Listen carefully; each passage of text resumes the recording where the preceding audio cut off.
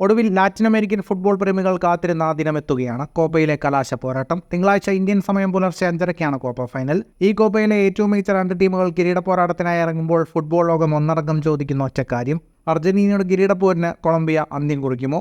സെമിഫൈനലിൽ ഉറുഗ്വയെ 1 ഗോൾ മാർജിനിൽ മറികടന്നാണ് കൊളംബിയ ഫൈനലിലേക്ക് മാർച്ച് ചെയ്തത്. കാനഡയെ എതിരില്ലാത്ത 2 ഗോളിന് പരാജയപ്പെടുത്തിയാണ് അർജന്റീന എത്തുന്നത്.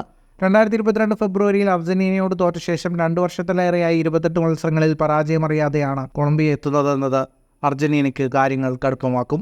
ഇടവേളയ്ക്ക് ശേഷം ടീമിൽ നായകൻ റോളിൽ തിരിച്ചെത്തിയ ഹാമിഷ് റോഡ്രിഗസിന്റെ തകർപ്പൻ പ്രകടനം കൊളംബിയയുടെ മുന്നേറ്റത്തിൽ നിർണായകമായിരുന്നു. ടൂർണമെന്റിൽ 6 അസിസ്റ്റുമായി മെസ്സിയുടെ റെക്കോർഡ് മറികടന്ന താരം 1 ഗോളും സ്വന്തമാക്കിയിരുന്നു. ഗ്രൂപ്പ് ഘട്ടത്തിൽ പരാഗ്വയെ 2-1-നും കോസ്റ്റാറിക്കയെ 3-0-നും തോൽപ്പിക്കുകയും ബ്രസീലിനെ 1-1 പിടിച്ചുകെട്ടുകയും ചെയ്ത കൊളംബിയ ക്വാർട്ടറിൽ പനാമയെ എതിരില്ലാത്ത 5 ഗോളിനാണ് തകർത്തത്.